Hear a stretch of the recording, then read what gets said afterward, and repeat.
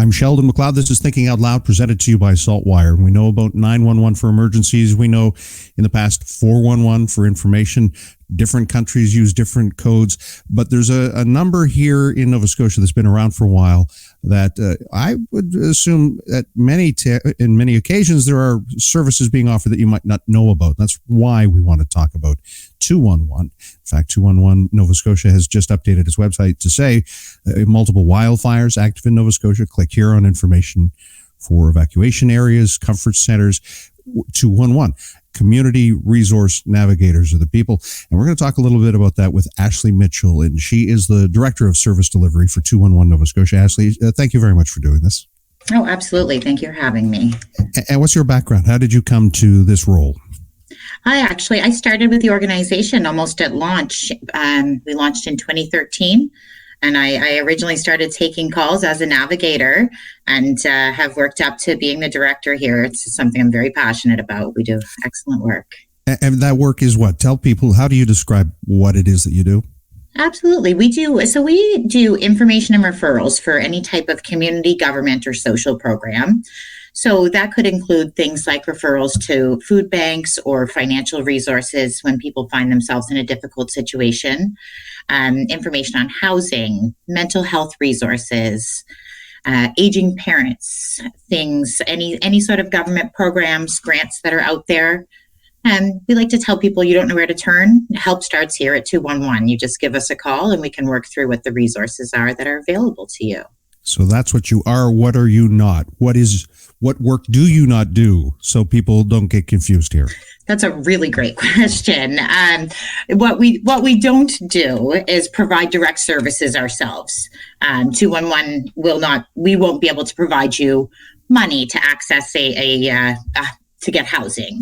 We're not a place that you could call specifically to access a direct service. So we will guide you through the services. We do some advocacy work.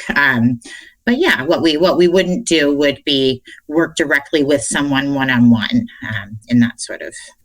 So in that vein, the vision when it was founded was to be this information clearing space, a referral space, a place to help people find the information that they're looking for. How is that mesh with the world of the internet we have now and the people who might be reaching out to you on a phone to call 211? Yeah, that's a great question too. It can take up to 7 phone calls to get the help that you're looking for. So when people are in a tough situation, they're in dire straits, they're looking for information, for supports. You go online, what you're finding and accessing may not be up to date. It may not be verified. And the difference when you reach out to our navigators is that our database contains over 7,500 resources, and these resources are verified by our data team regularly. So you know that what you're getting is accurate information, and you also know that what you're going to have is a compassionate ear on the phone, someone who's been trained to help work through what's going on.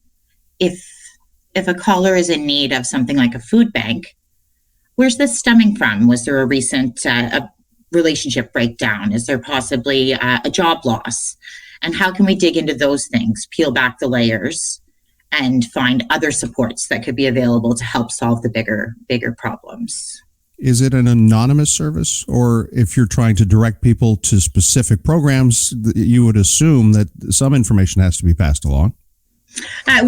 Typically we would provide the callers with the information to connect with the organizations on their own. We are a confidential service that's available 24/7. So we are mandated under situations that relate to child abuse, adult protection, imminent harm to self or others, that we would have to make reports on that. But outside of that, it is a confidential service. No identifying information is required, other than typically a postal code to ensure that we are looking for resources that can service your area. Right. And do you have repeat customers, if I can put it that way? Absolutely. We call them familiar callers, and we certainly do. Some of them are folks who call to make that connection, but lots of folks who call to access different sorts of resources regularly. So, Ashley, do you still have people come to you and go, "Oh, you do what? Where do you work?" No question. Yeah, there's no question. I think So, since 2013, when we launched, the awareness has grown immensely. And certainly through COVID, Hurricane Fiona, the work that we've done through those types of situations has absolutely increased awareness. But it can be difficult for people to see themselves in the service or to understand, why can't I just Google that? And what I would always tell people is give us a call and ask the same question that you would ask to Google, and you'll know the answer as to why. The folks who answer the calls here are incredibly compassionate, incredibly empathetic, and extremely skilled at navigation.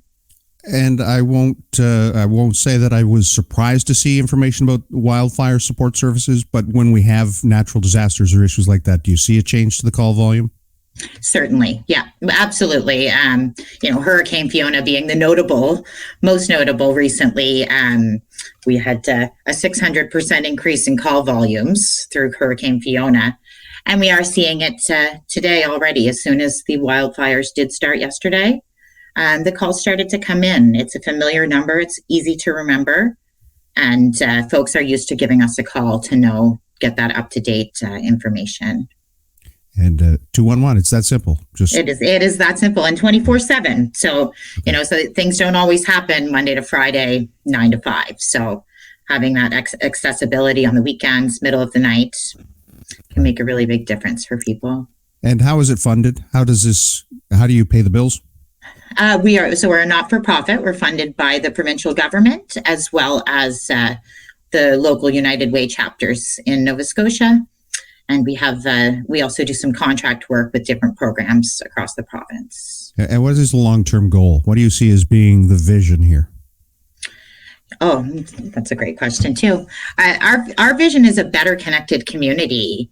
Folks who know and understand how to reach the resources that are out there that are available to them, and to break down the silos that the not-for-profit world tends to work in, to really build that connectivity with a no wrong door approach. You give 211 a call, no matter what social concerns you're experiencing, we're here to help. It reminds me somewhat of the grants and bursaries available to university or students attending university. So many of them go unclaimed because people just don't know about them. Exactly. And kind of what your job is then is to sell people on the idea of 211 and what it is that you can do for them. And that's exactly it. And it's not, on top of the, Nova Scotians all across the province, we're here to help the other service providers as well. And when you are running a not-for-profit or a government program, you're often limited by your mandate, by what it is that you can do. The nice thing about reaching out to 211 is that we can touch on all of the breadth of social issues. And that can really help the service providers who know that, okay, I can get you food today, but I know this problem is deeper. Where else can I send you? Right. Before we conclude, Ashley, what did I forget to ask you? Well, I would say specific to kind of what we're dealing with today is these wildfires. How can 211 help? Mm-hmm. There's lots of information online on the government sites about places that are who's been evacuated and even where the comfort stations are, and we can provide that information. But what we can also do is help to support the basic needs in the meantime. So there are, folks at comfort stations thinking, I didn't bring a sweater. It's getting chilly outside. I need my medications. Where am I going to go and find those? How do I get those now? Things like Ensure or adult diapers. These kind of needs that people may not have been thinking about when they were being evacuated. Those types of things, I think it's important for folks to know that right now they can reach out to 211, and we are here to help support and find programs to assist. Director of Service Delivery for Nova Scotia 211. Thank you very much, Ashley. Ashley Mitchell, I appreciate this. Thank you, Sheldon.